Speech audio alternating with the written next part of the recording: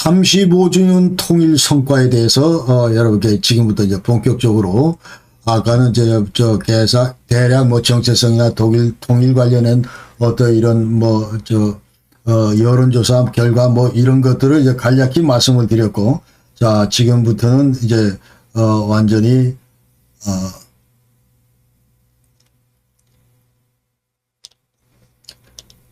하나하나 이제 뜯어 보겠습니다. 그래서 독일 통일 관련해서 이제 1997년부터 독일 정부는 독일 통일 현황에 대한 연례 보고서다, 베리츠슈타인 데 도이천 아인하이트, 이런 문서를 매년 발간했습니다. 매년 발간. 그 문서를 들여다보면, 자, 동독 지역의 경제 성장이 어떻고, 근데 경제성이 어떻고, 생산성이 어떻고, 임금 수준이 어떻고, 이런 것들이 전부 다 통계학적으로 다 나와 있어요. 그렇게 매년 했는데, 그러나 2022년 이래로 연방정부 보고서 이것이 이제 연방정부 그 동유럽 담당, 자, 이게 오스트베아프트락트, 자, 대외기록 해가지고, 동독 담당관이, 특명관이 있습니다. 동독 지역 특명관. 자, 동독 지역 특명관. 이 집행위원이 이제 별도 보고서를 만드는데 이걸로 전부 대체하고 있다. 그렇게 우리가 아셔야 되고. 그러니까 2024년도에도 이제 이 분들이 만든 그 현황 보고서인데 19명이 저자가 있었는데, 자, 여기서 독일 통일을 한마디로 정리한 것이, 자, 우리 동서독은 이제 자유롭고, 우리 동서독은 이제 단결돼 있고, 그러나 우리 동서독은 불완전하다, 완전하지 못하다, 이렇게 얘기를 합니다. 그러니까 35주년 통독을 이제 종합평가에서 한마디로 규정을 한다면은 Die Einheit ist vollendet, aber noch nicht vollkommen. 자, 그래서 통일은 이미 완수했지만 우리가 그러나 완전하지는 아직도 않다. 그러니까 나아갈 길이 아직도 많다. 그렇게 얘기를 하는 거야. 그래서 Lange Weg zur deutschen Einheit, Long and Winding Road다, 그 말입니다. 그래서 앞으로 이제 통독 35주년 어떤 모습인가, 이거를 이제 하나씩 간략히 보겠습니다.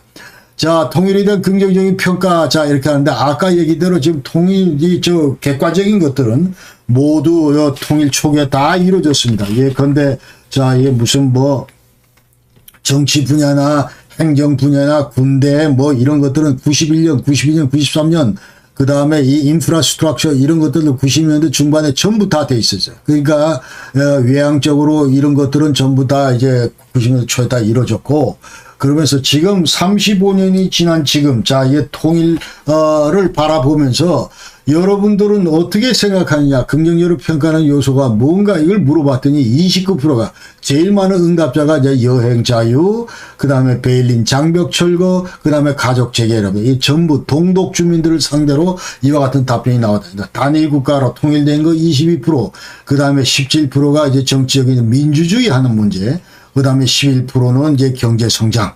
아무래도 옛날보다 좀 낫다 살기가, 그런 얘기죠. 그 다음에 사회 기반 시설 이런 것들이 전부 다 잘 돼 있다, 그런 얘기. 그러면서 이 동독은 EU의 도움으로 적극 지원으로 여태까지 완전히 이제 EU와 같이 통합된 그와 같은 상황이다, 이제 그렇게 얘기할 수 있어요. 그러니까 EU 그 지역개발 기금을 많이 받았고, 유럽 사회기금 이런 것들도 많이 받았고, 그러면서 이제 체제를 정비하고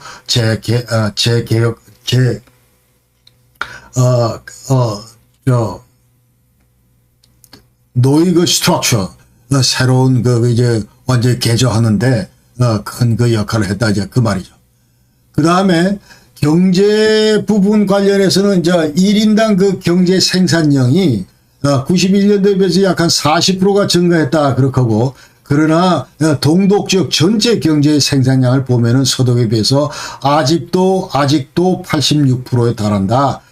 그렇게 얘기를 합니다. 그러니까 90년도 시작해서 최초 완만하게 오르던 그 커브가, 그러나 95년 이후부터는 계속 같은 그 평행선을 걷고 있는데, 아직도 80고지에서 지금 머물고, 35년이 지났음에도 불구하고 아직도 80고지에 머물고 있을 정도로 동독 지역의 경제 기반이 그렇게 튼튼하지 못하다, 이런 걸 우리가 지금 교훈으로 이제 끌어내야 되는 겁니다. 그래서 왜 도대체 그러냐, 이제 그런 얘기는 앞으로, 그러니까 동독 지역이 그 당시에 1:1 화폐 교환이나 아니면 아니면은 또 그 동독 이제 국영기업 이런 것들을 사유화하는, 민영화하는 과정에서 완전히 동독 기업 인프라가 완전히 다 쓰러졌다거나 뭐 이런 것 때문에 지금 그렇다. 그러니까 동독 지역 경제를 견인할 수 있는 그런 산업체가 없기 때문에 지금 이제 이렇게 낚아채지 못하고 있다. 이렇게 우리가 얘기를 할 수 있는 거예요. 그 다음에 24년도 독일의 1인당 그 GDP가 5819유로인데, 자, 위에 거는 소독 지역, 그 다음에 밑에 거는 동독 지역입니다. 그래서, 보시다시피, 자, 이렇게 차이가 있다 하는 거고, 동독 지역은 3만대에서 이제 전부 놀고 있고, 그 다음에 소독대는 이제 5만에서 8만대까지 이렇게 나눠져 있다. 이렇게 우리가 알 수 있습니다. 그리고, 취업자 수도 이제 많이 늘어서 이제 3,890만 명이 이제 취업을 했는데 2024년에는 4,600만, 약 4,600만, 약 19%가 증가했다. 이제 그렇고, 특히 그 고용이 증가된 것은 이 서비스 부문이다. 이렇게 얘기를 하는 겁니다. 그래서 지금 현재 이 경제 스트럭처 이것 자체가 지금 이제 통일 이후에 지금 현재 35년이 지난 지금 상황에서 많이 바뀌었다. 이런 걸 알 수 있어요. 그러니까 90년대 통일 직후에는 자, 1차 산업의 3%, 2차 산업의 36%, 3차 산업의 61%가 이렇게 돼 있었는데, 그러나 2024년도 통계를 보면은 자, 1차 산업이 1%, 2차 산업이 근데 23%, 3차 산업이 76%, 엄청나게 늘었다. 2차, 3차 산업이 통일 직후 2차, 3차 산업 중에 상당 부분이 자, 10% 이상이 전부 3차 산업으로 옮겨왔다. 이렇게 우리가 알 수 있습니다. 동서독 간의 그 통합 실태를 살펴보겠습니다. 먼저 정치 분야는 자, 선거 참여율은 자, 지난 연방 총선에서는 80.5% 역대 최대였지만, 그러나 동독 지역은 상대적으로 소독 지역에 비해서 낮다. 이렇게 평가되고 있고, 그러나 최근 주 선거에서는 소독 지역이 근접해 왔다. 이렇게 얘기를 하고, 대략 60대에서 70대 그 사이다. 이렇게 얘기를 할 수가 있습니다.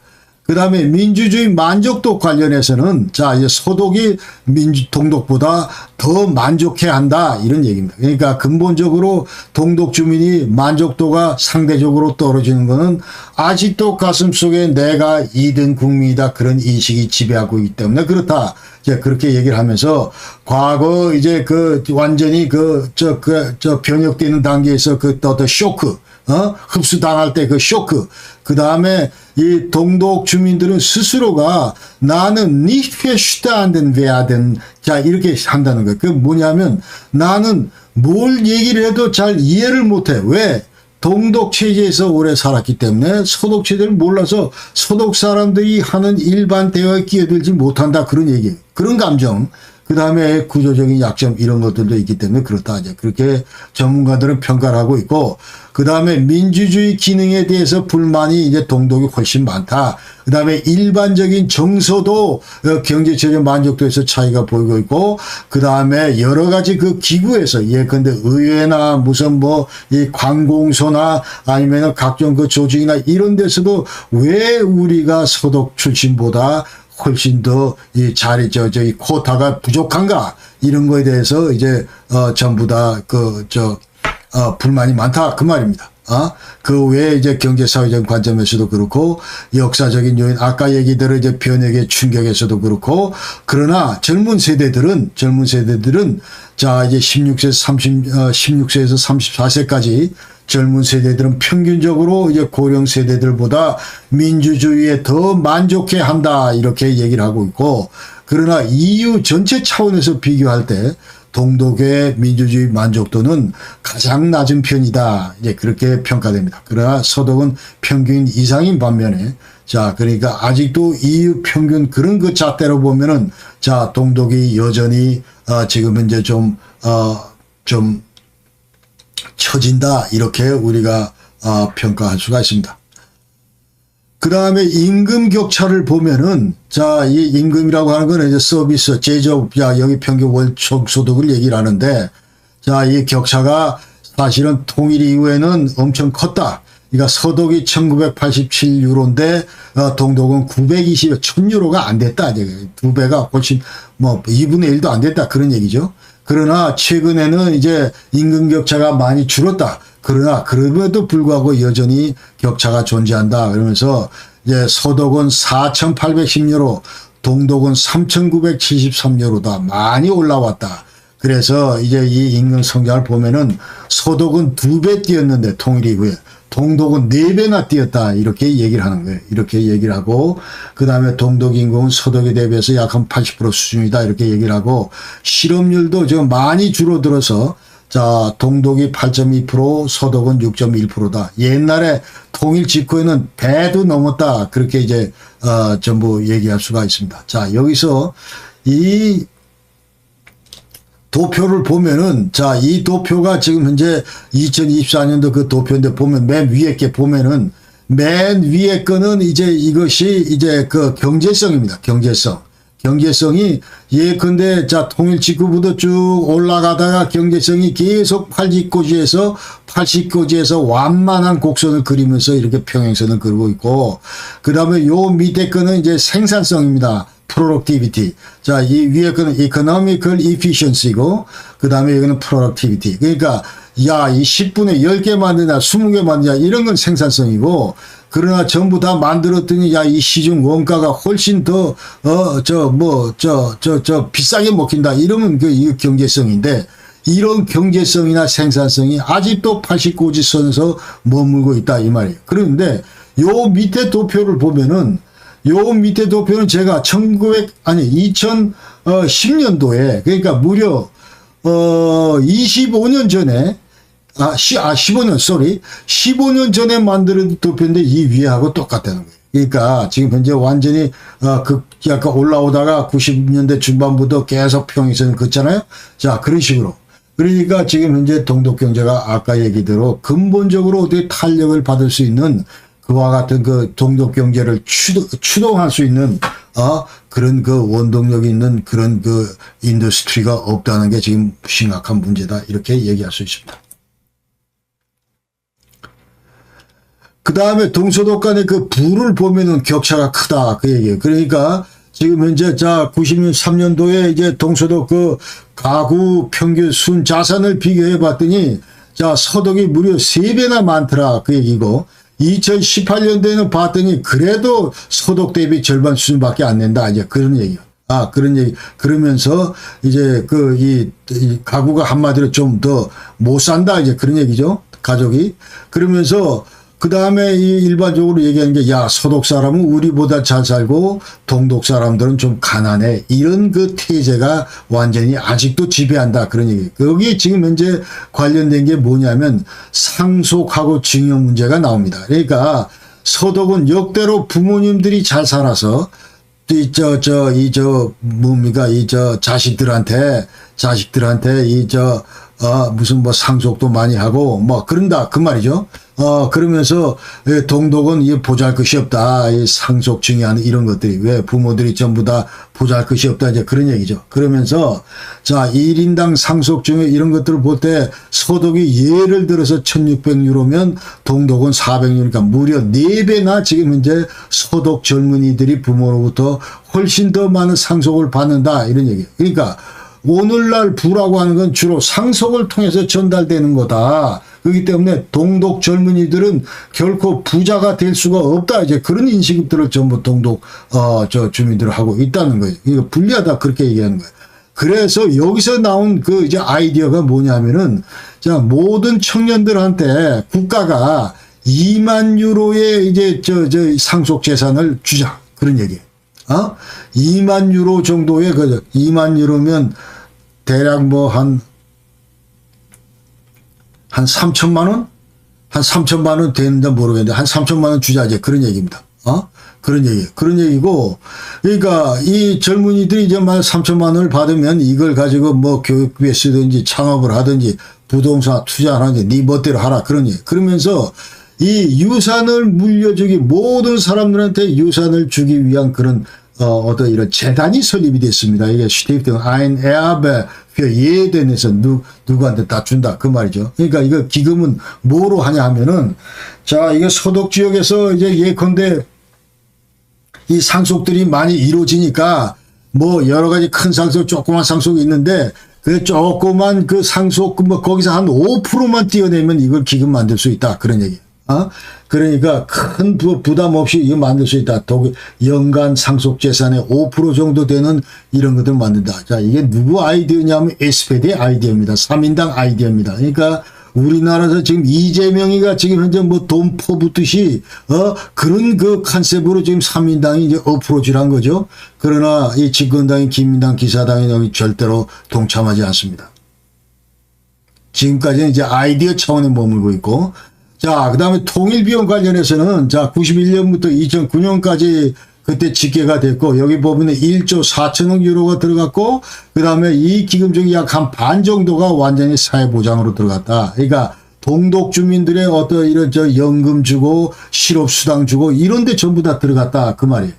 그 다음에 91년부터 다른 통계에 따르면, 드레스나 아이포 인스티튜트 여기에 따르면은, 2013년까지 3조 4천억 유로가 들어갔다 하는데 이 중에서 우리가 동독 주민들로부터 세금으로 걷어들이고 사회보장 수입으로부터도 걷어들이고 그런 게 무려 1조 8천억이 되니까 순 이전에 네토 이 트랜스퍼 줌에는 1조 6천억이다. 아까는 1조 4천억이고 1조 6천억 거의 비슷하죠. 자, 이와 같이 됐다. 그러니까 매년 한 1,000억 유로씩 이제 동독 그 재건을 위해서 이와 같은 경비가 들어갔다. 이제 한 150조 됩니다. 1,000억 유로라고 하는 거는. 자, 우리 돈으로 한 150조가 들어갔다. 이제 그런 얘기고 이와 같은 그 재원을 마련하기 위해서 독일 정부는 자, 솔리다리테츠슐락 해가지고, 자, 이거는 완전히 이제 무슨 뭐 연대 기금 뭐 그런 건데, 세금인데, 이거를 이제 여태까지 해왔다. 그 말이죠. 그러니까 이 통일비용 조달을 위해서 추가 세금인데, 모든 사람들이 이제 전부 다 내왔었습니다. 그러니까 소득세, 이제 소득의 5.5%를 이제 자, 이걸로 전부 충당을 했습니다. 그런데 2021년부터 자, 전체 납세자 90%는 이제 면제됐어요. 더 이상 안 내도 되고, 아직도 그 고소득자들한테만 이제 이게 적용이 됩니다. 그래서 계속 납부를 하고 있고, 법인세 5.5% 이거는 계속 부과하고 있는 그런 실정입니다.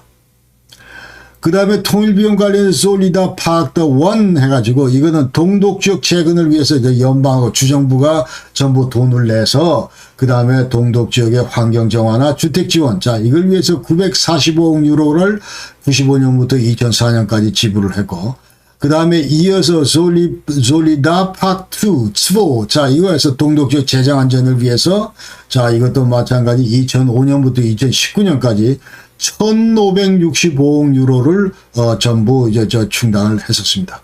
자, 그런데 2020년 이후부터는 솔리다 파크 이런 거는 더 이상 이제 존재하지 않고 범독일 자금 지원 시스템이다. 이런 게 이제 운영이 된다. Gesamtdeutsche Fördersystem für strukturschwache Regionen. 자, 이 얘기는 뭐냐면, 자, 20개 이제 연방기금 그 프로그램을 가동시키는데, 독일 전역에 이제 구조적으로 취약한 지역, 자, 이런 20개들을 전부 뽑아다가 여기에 이제 집중적으로 이제 전국적인 기금 이런 것들을 이제 뿌린다. 이제 그 말이에요. 통일 관련해서는 그렇고, 그 다음에 인구 관련해서는 통일 이후에 인구가 380만 명이 증가를 했고, 그 다음에, 그 당시에 이제 통일 직전에는 한 7,980만 명인데 지금은 8,360만 명이다. 이렇게 얘기를 합니다. 그리고 서독 지역은 약 한 10%가 증가를 했고, 그러나 동독 지역은 16%가 감소를 했다. 이렇게 얘기할 수가 있습니다. 그래서 이 사진에서도 지금 보시다시피 지금 이제 빨갛게 된 부분은 전부 숫자가 지금 많이 줄어들고 있는 거예요. 전부 다, 자, 이사를 가고 이전하고 없는 거예요. 그 다음에 요 밑에 동북 남쪽, 이 독일 남쪽 이쪽, 이쪽은 굉장히 지금 계속 인구가 증가하고 있다. 11%, 뭐 5%, 11.5% 이렇게 지금 증가하고 있다. 그 얘기, 여기는 완전히 지금 보시다시피 뭐 19% 이상씩 빠지고 있다. 그런 거를 지금 이제 이 지도가 보여주고 있습니다. 그 다음에 자, 이 서독 지역의 젊은 층은 점차 이제 감소하고 노인층이 증가한다. 이렇게 얘기를 하고 있고, 그 다음에 2024년까지 이주의 동향을 보면은 자, 동독에서 서독으로 가는 사람, 이게 서독에서 동독으로 오는 사람보다 무려 120만 명이 더 많다. 이제 그렇게 하고, 그러나 동독 이주자들은 주로 그 통일 후에 10년 동안 많이 발생을 했다. 그러니까 1990년에서 약 한 2000년 초반까지 이때 주로 이제 많이 이전을 했다. 그렇게 우리가 알 수가 있고, 그러나 이 재미있는 현상 중에 하나는 2017년부터 2022년 이 사이에는 서독에서 동독으로 가는 사람이 동독에서 서독으로 오는 사람보다 더 많았다. 이제 그런 얘기. 그러니까 이제 동독을 상대로 거기는 이제 물가도 상대적으로 싸고 훨씬 더 가능성이 있다고 보고 서독 주민들이 자 이제 옛날 뭐 여기 향수도 있고 많이 이제 동독으로 귀환했다. 그렇게 얘기할 수 있어요. 그 다음에 독일은 지금 통일 독일은 이제 고령화 사회입니다. 그래서 지금 현재 평균 연령이 자 44.9세다. 그러니까 예전 통일될 때는 39.3세였는데 그만큼 많이 늘어났고, 그 다음에 자 이 서독 연방주, 동독 연방주 자 이렇고, 그 다음에 통일 후 젊은층 비율은 상대적으로 감소하고 있고 노인층 비율은 증가하고 있다. 이렇게 해서 특히 그 동촌의 동독의 그 농촌 지역 인구 고령화 이런 것들이 서독을 앞서고 있다. 그 다음에 기대 수명도 늘어나서 자 남성은 78세 여성은 83세인데 예전에는 전부 그거보다 한 서너 살이 적었다. 이렇게 우리가 통일 직후에는 그랬다. 이제 그렇게 알 수 있고, 그 다음에 이 동독 쪽의 젊은 인구들이 이제 자꾸 전국 평균보다 훨씬 낮다. 그 얘기는 많은 사람들이 이제 전부 서독으로 이주한다. 이 지금 사진에서 보시다시피 자 이게 전부 짐 싸들고 전부 서독으로 지금 가고 있는 거죠. 그 다음에 총 200만 명이 동독을 이탈했다. 그러니까 동독 주민의 한 16% 된다. 동독 5개 주는 지금 현재는 1250만 명이고 서독은 6800명이다. 그래서 자 이렇게 이제 전부 아실 수가 있습니다. 자 그 다음에 동독